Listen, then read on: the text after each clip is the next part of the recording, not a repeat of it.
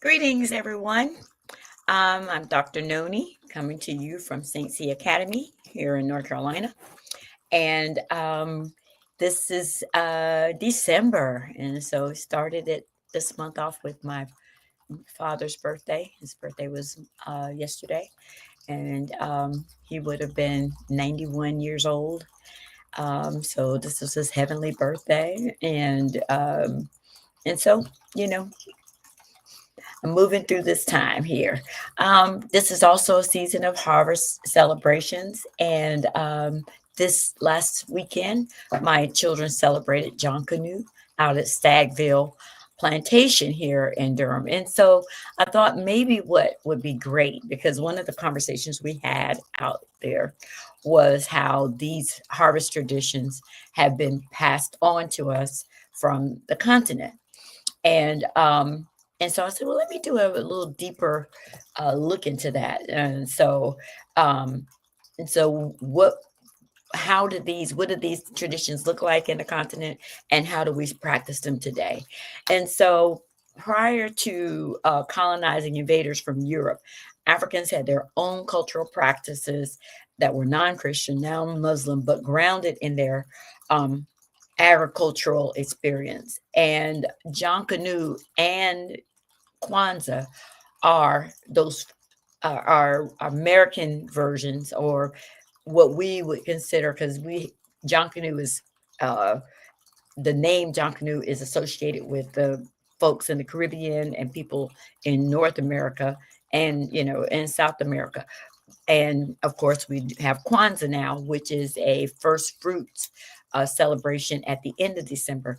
But all of these celebrations are falling during the time of the harvest season in West Africa, and maybe throughout Africa. So one of the things I wanted to do was start with a study of the Egyptian or the Kemetic calendar, and the Kemetic calendar is called the Dendera. So, and when we go through it, you'll understand. Oh, I see what's going on. So, the Kemetic calendar, the Dendera, is considered the original zodiac, and the Dendera represents a 360-day calendar with 36 10-day weeks and 1 week of 5 days, and so really 13 weeks, but no, 13 months, but that 13th month represents the 5 days. And so you get the 365 days in a year. And so the calendar is divided into 12 sections and maps the constellations from Aquarius to Capricorn. And so what I wanted to do is show you, this is a book, Nile Valley Civilizations, written by Anthony Browder. And right here you can see the calendar. So according to this inscription, this paragraph here, it explains, it says the original zodiac was Dendera was located in the temple, in the ceiling of the temple of Dendera. Napoleon came along and blew it out of the ceiling in 1799, and that it is now in the Louvre Museum. Africans with all of their no technology, but then real technology, no intelligence, and then super intelligence. It's just hypocrisy is amazing. But anyway, so they stole our stuff, like they steal all our stuff, unfortunately. And so the inner circle of figures here, which move counterclockwise like the stars, shows the astrological signs of the zodiac circling around the North Pole. So the center here is supposed to be the North Pole, right? And then you have these folks in this outer circle. The outer circle figures represent the 36 decans. Each one symbolizes the 10-day weeks of the Kemetic year. And the 12 figures outside of the circle represent the 12 months of the year. And their arms represent the 24 hours in a day. So this thing was very intense, very complex. And so what I wanted to do was start and show how this calendar was in alignment with the seasons, as above, so below. So in the African constellation, the focus was agricultural seasons based on the lunar cycle of the moon, And so according to the scientific theory of observation, that these ancient Kemet people, land of the black people, figured out, was that they said there was a correlation between what was going on in the sky, the constellations, and what was happening below. And then they created a constellation that represented what was going on below. So we always start with Aquarius. So here's Aquarius. And so Aquarius symbolizes the inundation of the Nile. And so you see, this is the water flowing. And it never made any sense to me until I started reading I said, what is Aquarius? Why would you have water?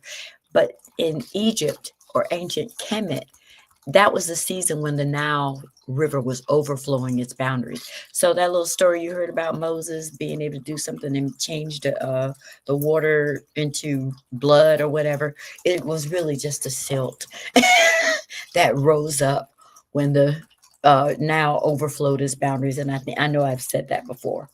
So then you had Pisces, and Pisces was, where's Pisces? Right here. Oh, Pisces is down here. So Pisces is in February. And so that's the fish. And so what happens is that because of the Nile overflowing its boundaries, you also had fish that were also overflowing the boundaries of the Nile. And with the overflow of the boundary of the overflowing the Nile's the boundaries of the Nile River, you also had silt. So what this was used for is silt is what makes the soil easy to farm. And so the fish were also used to add protein and nutrients. You have these decomposers, all of this stuff that's going on. I'm teaching my kids about soil right now.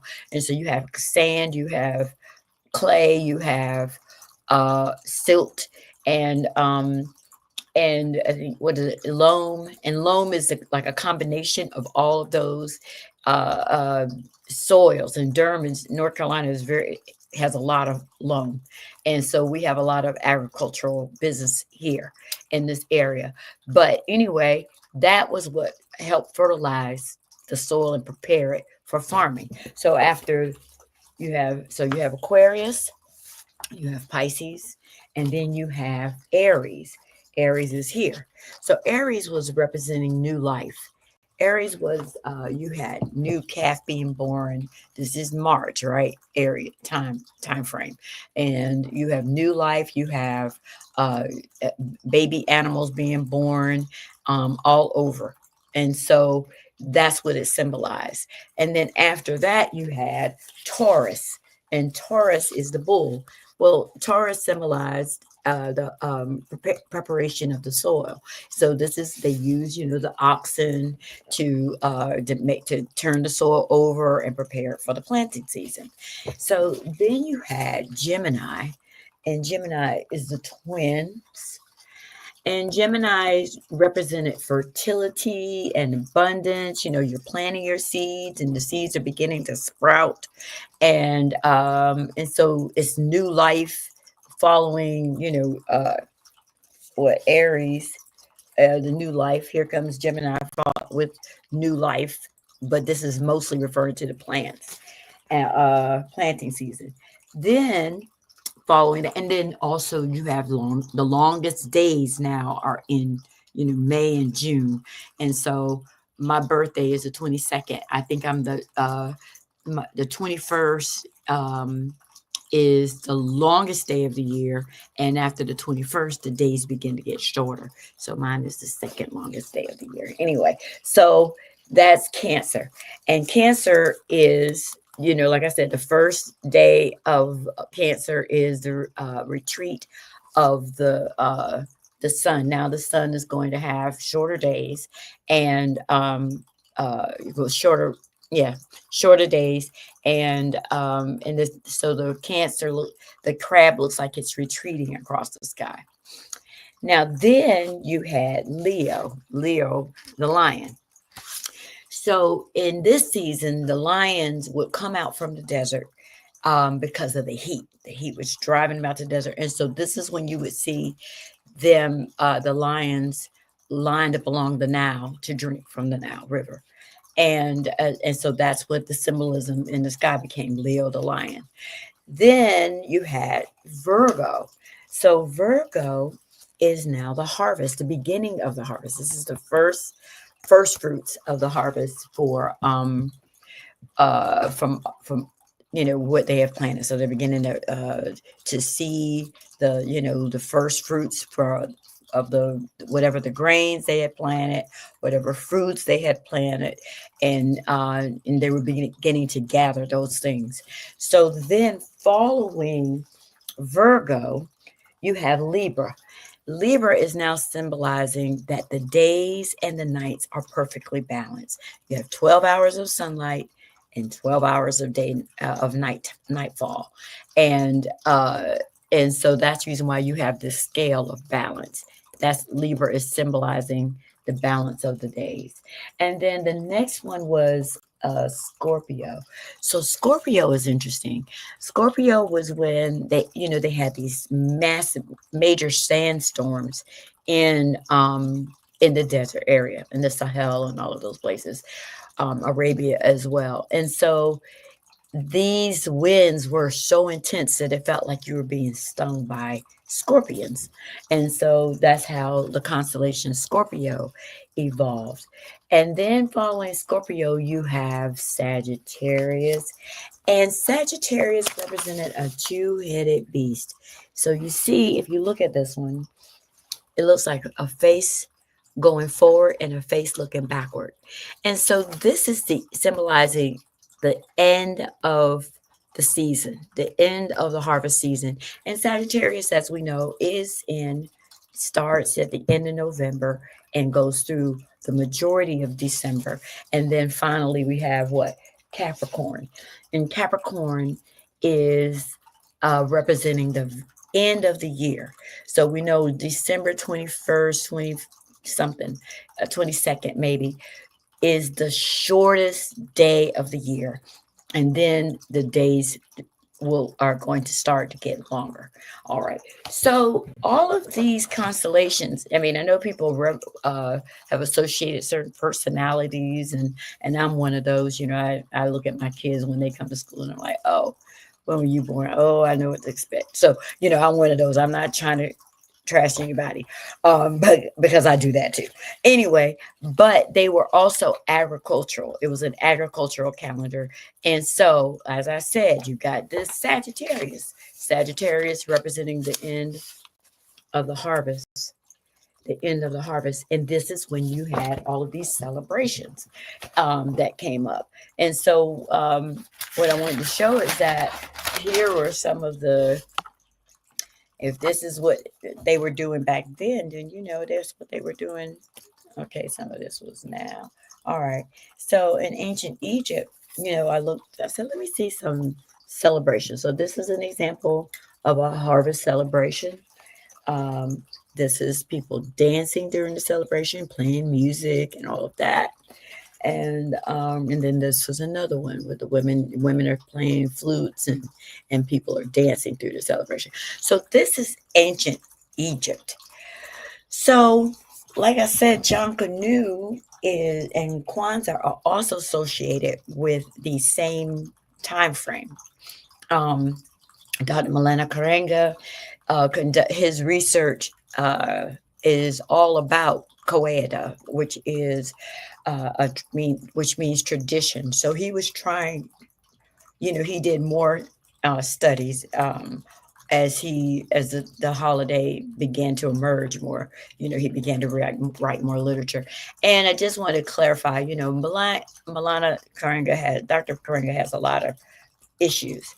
I am not here to discuss those issues. And I know some people are like, well, how can you separate the celebration from the man? Well, the man is not the person. He was not the only person who was cultivating this holiday, or this celebration. Is not a holiday, but this celebration was came from a group of people who were working together to create a celebration that was specifically for African Americans.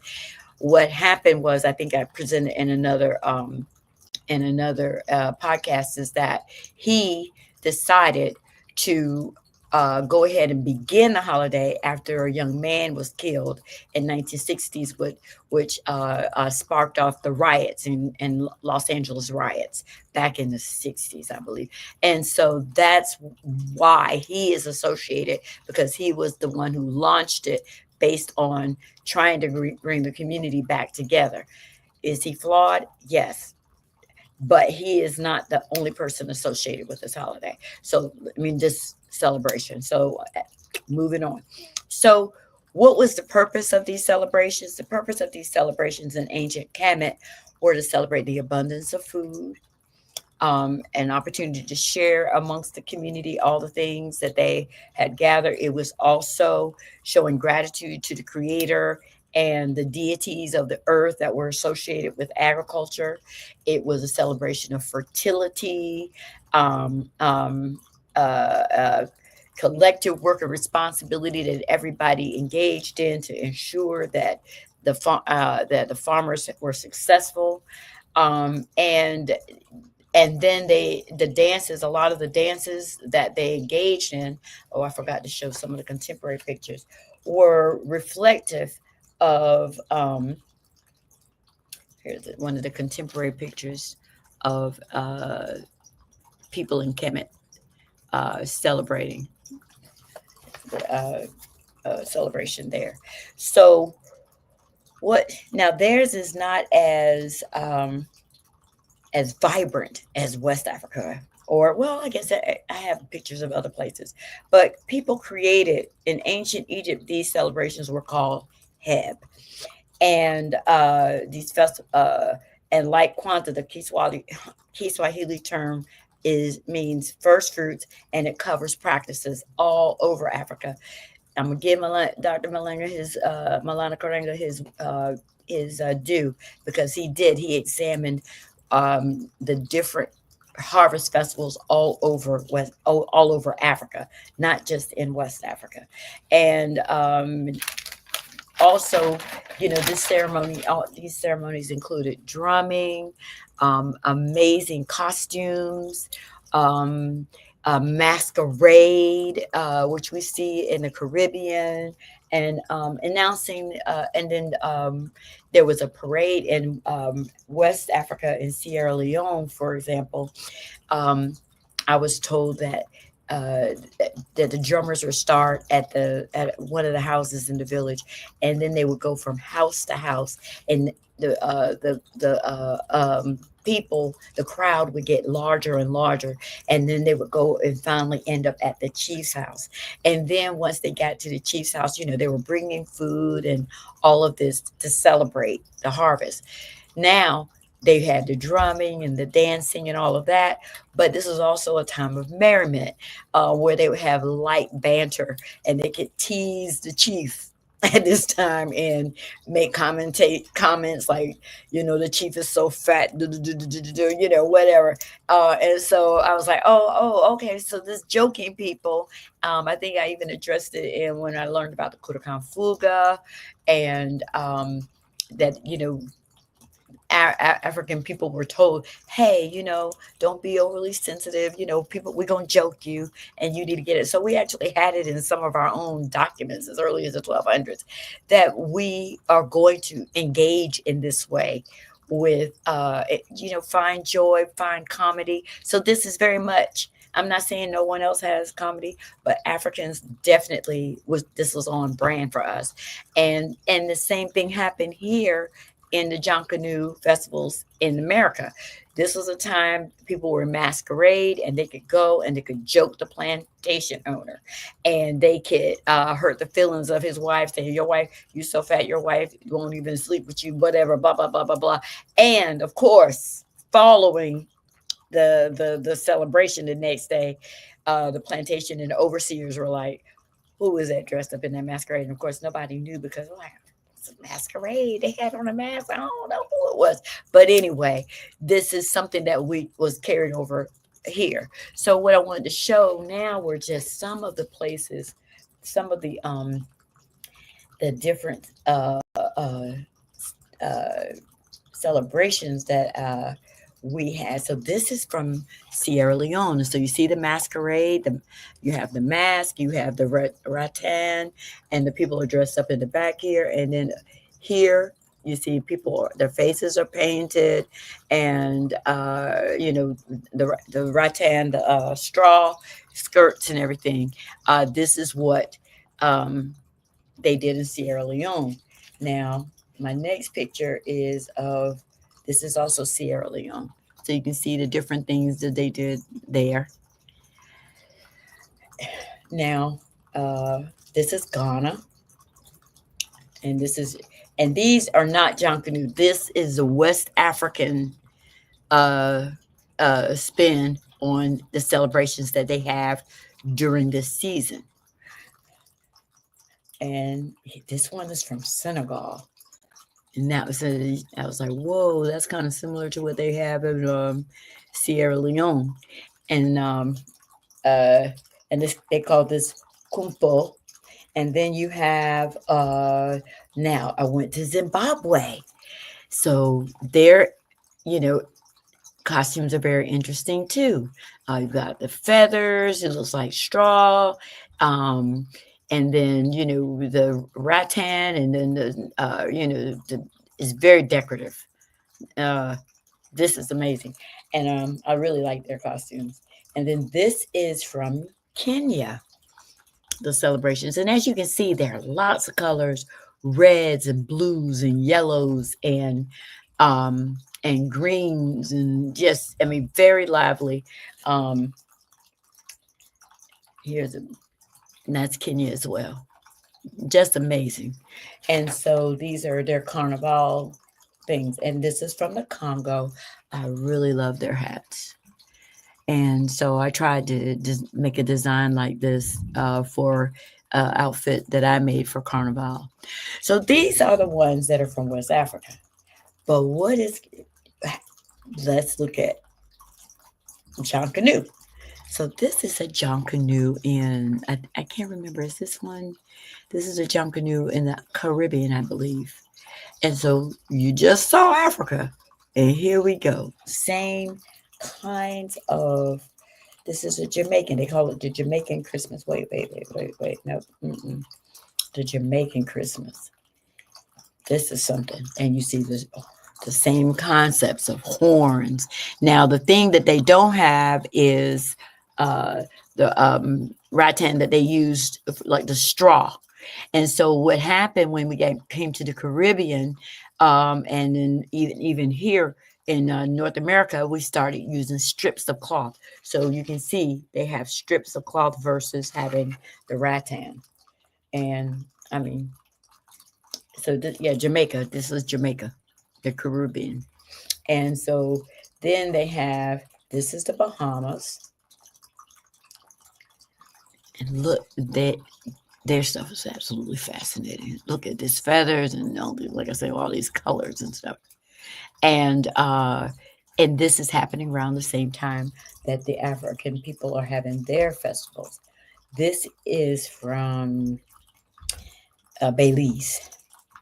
So this is the people in Belize doing John Canoe. Okay. So drumming, dancing, colorful outfits. I see down here, I think this is they have like a masquerade down there too, right here at the bottom. And so, and then they dress up here too. So now let's come to the United States. This is in the United States, John Canoe. I can't remember where that one was, but this one is in Florida. Look at the John Canoe in Florida. They are not playing. And then here is one. This is the Gullah Geechee in South Carolina. Let me see down here. Oh, they have their umbrellas, and then that one right there, I love it. Ancient Egypt, all of that kind of stuff. They are not playing the Gullah Geechee in South Carolina. And so this is in Georgia, the John Canoe Festival in Atlanta. Wow. And so, and then this is the one in Virginia, John Canoe in Virginia. And so this is like, and then we have ours in North Carolina. Oh, I was supposed to show the one in North Carolina, what we look like here in North Carolina. Let's see, for the weekly updates I sent out of John Canoe poster of us. Okay, so this was my St. C Academy, and this is us doing our John Canoe. And of course, ours is based on the 1800s. And so we're doing a historical reenactment, but you can see our drummers, our girls dancing. And yes, and then we have the rag man down here. I don't know if I can get that up. The rag man is a person in all of these rags dancing. And so this year, I'm going to show you this was the headpiece for our rag man. And look at these horns. And so we had this made in Sierra Leone. So this is our ragman costume. And in the States, and I'm pretty sure in the Caribbean, you have a ragman, and he's dressed in sort of like, it's the same. I think that they're trying to get the same kind of thing as the egungun. So when you see in Senegal and you see in Sierra Leone, that same thing. So the ragman is covered in rags, and then that was his crown. But then you also have the fancy man, and the fancy man is the person who's like the guiding this egungun ragman character, who is dancing in the midst of the crowd and everything. And so this and that traditional African community, the ragman would have been that egungun straw person with the straw grasses, the long grasses on them, and the fancy man would have been the person who was joking, like the MC joking the chief or the overseer or whatever. And but of course they're still in masquerade, so they can say all this stuff, but their faces would not have been exposed. They would have been covered with some sort of mask.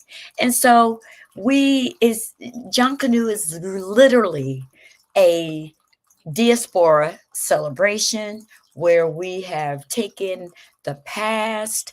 We couldn't, in North Carolina, they didn't have as much access to stuff, so they just had to get strips of cloth, and they try to compensate with what they had to make John Canoe. They couldn't have the drums, so they created box drums. The box drums. I'm like, I think I had that picture in this in here with the John Canoe picture. They couldn't. If you see in this top picture, the boys had those box drums because they could not have. It was illegal for us to play drums, because they realized that our drums were sending messages, and so they're like, wait. So they had to find a way to still do this presentation. But like I said, John Canoe is a historical holiday, and we are continuing to celebrate the harvest through the lens of our own ancestors. And a lot of us don't even realize how this thing is connected. But for it to be in the Caribbean, to be in the southern United States, on the coast where you have, like the original colonies. Well, Florida wasn't the original colony, but you have a lot of people who have replanted there or relocated in that area. But yes, even here in North Carolina in the 1800s, this late 1700s to the 1800s in Durham, and we're going to be performing at Tryon Palace in New Bern. They had John Canoe out there, and hopefully we'll be also participating in the January North Carolina Museum of Life and Science, North Carolina Museum of Science or History over in Raleigh at the end of January.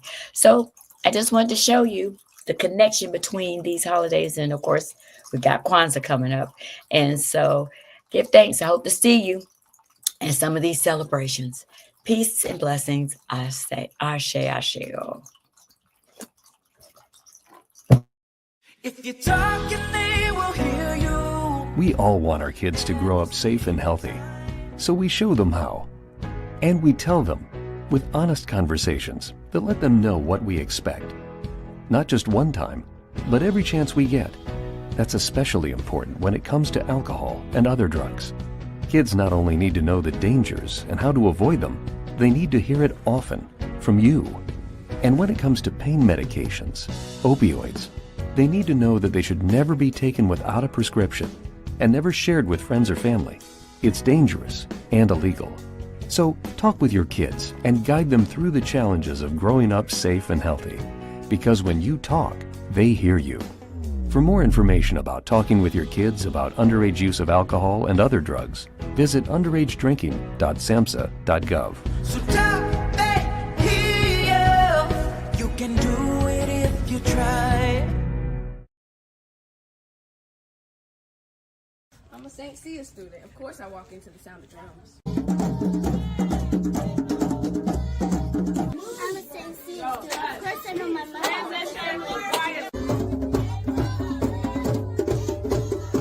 I'm a St. Cia student. Of course I can play the drum. I'm a St. Cia student. Of course I can work with my hands. I'm a St. Cia student.